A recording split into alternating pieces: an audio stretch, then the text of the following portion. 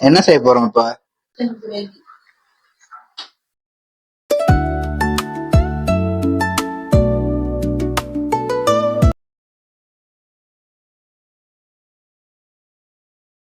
Oil சூடா இருந்ததும் spices போட்டுக்கலாம்.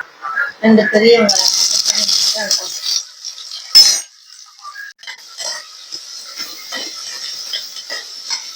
நம்ம அரைச்சு எதையுமே இதுல சேர்க்க போறது இல்ல. அதனால வெங்காயத்தை நல்ல ஒரு 75% நல்லா வதக்கிட்டு அதுக்கு பிறகுதான் நம்ம இஞ்சி பூண்டு தக்காளி போட போறோம்.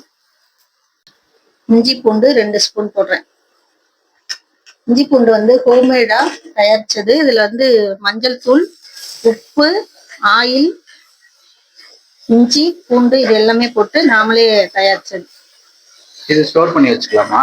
இது ஒரு 15 டேஸ்க்கு நம்ம ஃப்ரிட்ஜ்ல வச்சோம்னா ஸ்டோர் பண்ணி வச்சுக்கலாம். இப்போ வேலைக்கு போறவங்களுக்குலாம் இது ஈஸியா இருக்கும். சடனா செய்யறதுக்கு ரொம்ப ஈஸியா இருக்கும்ல. ஸ்டோர் பண்ணி வச்சிருந்தோம்னா உடனே எடுத்து போட்டுக்கலாம். அப்பப்ப ப்ரிப்பேர் பண்றது ரொம்ப கஷ்டமா இருக்கும்.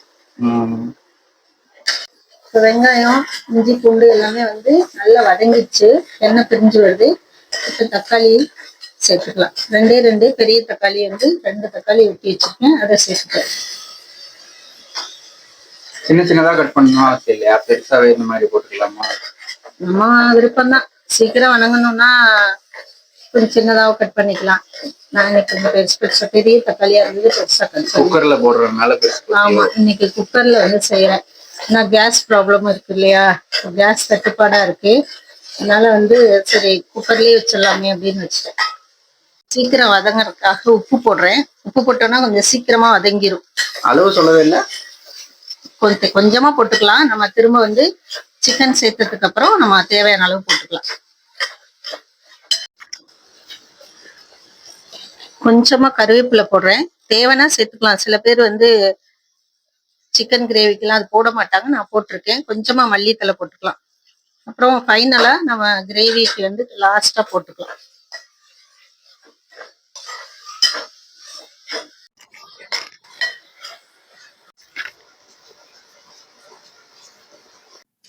தக்காளி நல்லா வதங்கிடுச்சு. இப்ப நம்ம சிக்கன் சேர்த்துக்கலாம்.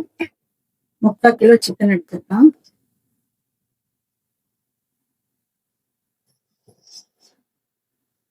நல்லா மஞ்சள் போட்டு 3-4 டைம் வாஷ் பண்ணி வச்சிருக்கேன்.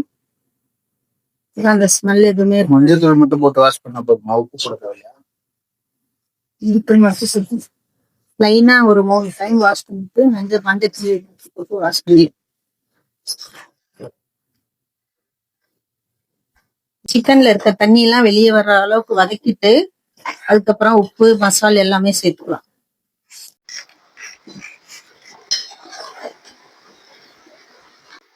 ஒரு 5 மினிட்ஸ் மூடி வைக்கலாம். மூடி போட்டு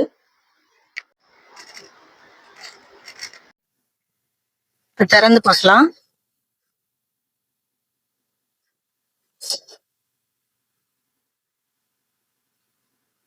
சிக்கன்ல இருக்க தண்ணி எல்லாமே இப்ப வந்துருச்சு.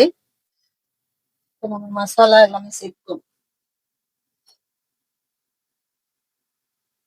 மஞ்சத்தூள் ஒரு 1/4 ஸ்பூன்.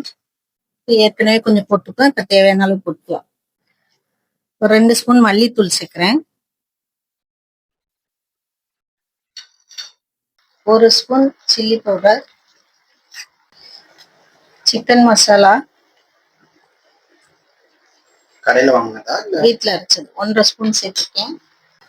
சின்ன ஸ்பூன்ல 1 ஸ்பூன் ஜீரகத்தூள், பெப்பர் தூள் ஒரு 1/2 ஸ்பூன், கரம் மசாலா வீட்டுல அரைச்சதுதான். இதுவும் எல்லாத்தையும் சேர்த்து வச்சு நல்லா மிக்ஸ் பண்ணிக்குவோம்.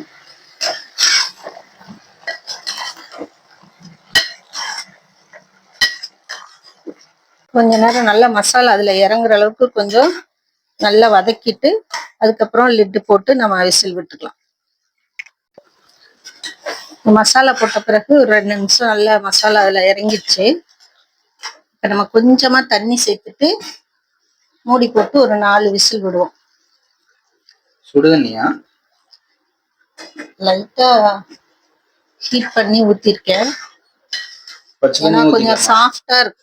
கொஞ்சம் தண்ணியை வந்து ஹீட் பண்ணி ஊத்துறதுனால என்ன அப்படின்னு பார்த்தீங்கன்னா கொஞ்சம் சிக்கன் வந்து சாஃப்டா இருக்கும். அதனால கொஞ்சமா ஒரு ஒரு ஒரு அரை டம்ளர் அளவுக்கு தண்ணி சேர்த்துருக்கேன். பச்சை தண்ணி ஊத்தலாம். ஊத்து. மூடி வச்சிடலாம். மூடி வச்சு ஒரு 4 விசில் விட்டுருவோம்.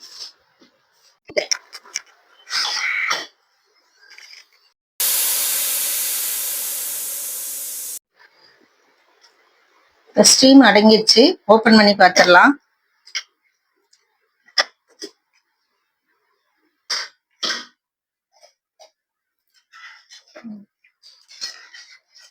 நல்லா வந்துருக்கு.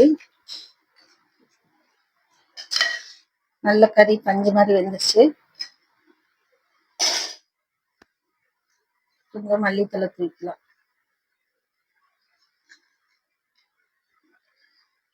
அவ்வளவுதான், கிரேவி ரெடி. இதே மாதிரி நீங்களும் ட்ரை பண்ணி பாருங்க, நல்லா இருக்கும்.